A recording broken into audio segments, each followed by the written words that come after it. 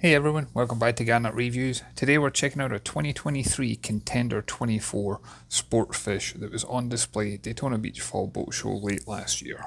It was only a matter of time before I got my hands on a Contender. If you're into center console fishing boats, this is one of the benchmarks in the industry to look at. This particular model measures in at 24 feet 6 inches in length with a beam at 8 feet 6, and she's more than capable of fishing both inshore and offshore in the right conditions.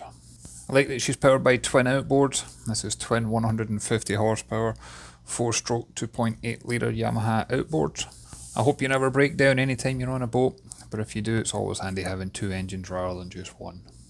And in the right conditions, this power should allow you to reach speeds somewhere in the region of 50 miles per hour.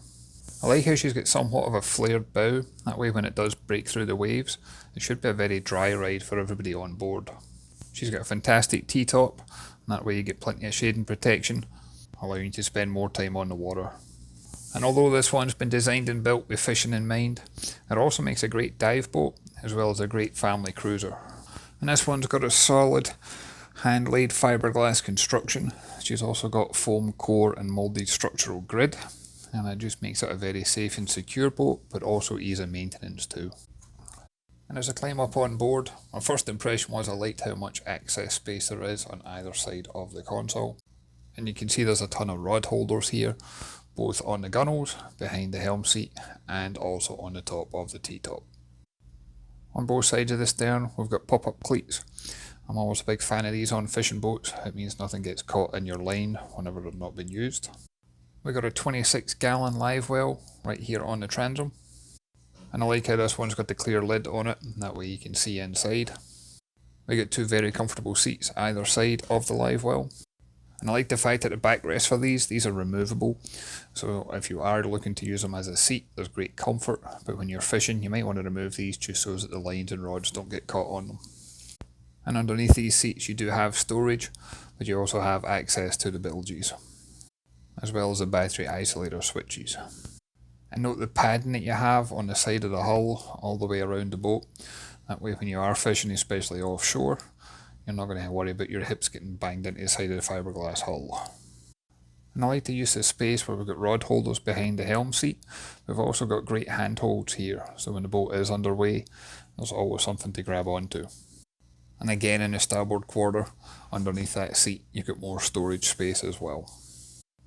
And in the stern on both port and starboard side, there is a 30-gallon fish box.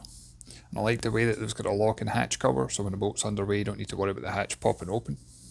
There's plenty of space underneath that console seating. You could put a cooler in here. And again we've got more additional space here, both as storage, but also so that you've got access to the bilges if needed. Moving forward to the helm position itself, this one's not actually equipped with navigation equipment, and they do that on purpose so that way you can pick the equipment to suit your own needs. The helm seat itself is spacious enough that you would get two adults sitting here in comfort. And you can see we do have the engine instrumentation as well as those trim tab controls. And I like the toggle switches that illuminate whenever they're on or off, and that way you know whatever it is you have engaged. But we do have plenty of space built into this console. You could easily get two large multifunction display units up here. And as a guide on pricing, as you see the boat here today including the trailer, this one was on offer for $149,900. I like the fact that the console's also got a wraparound screen. That should give you extra protection from the wind and rain. We've got great handholds in place throughout the entire length of the boat for when you make your way to the bow. And the console itself offers enough space in here. You could actually put a head compartment, but you can also use this for additional storage, especially for any seat covers that you might want to store in here when the boat's not in use. And I like how there's as much comfortable seating on the bow. It definitely helps make it more of a family cruiser and let your friends and family enjoy the day on the water with you. This one does come equipped with a deep anchor locker. And I like the fact there's as much storage available underneath the seating area on the bow. Underneath the forward seats on either side, you'll actually find a 59-gallon storage compartment. And that forward seat insert, that's removable, so if you want it to be a U-shaped seating you can. If you want to use this as a casting platform you can, or you can remove the seat altogether. And on the deck we have got two fish boxes. The first one's a larger one, which is a 94-gallon forward fish box. And then just behind that, we've got a secondary one where you get a 43-gallon fish box. And although these are obviously designed for fishing, I like the fact if you are into other activities such as family cruising, diving, or a combination of the above, they can be used for all sorts of storages. And as we make our way around the side of the console, you'll see we've got additional rod holders on the starboard side. And again, you get a clear indication of not only the deck space when walking around, but also all the handhold placements that you have to help make you feel safe and secure. I think this is a great boat for a family to spend a day on the water, but as always, I'd love to hear your thoughts and comments. If you can leave a comment down below, if you haven't done so already, if you can hit that like and subscribe button, it really does make a difference, and I look forward to catching you on the next one. Thanks everyone.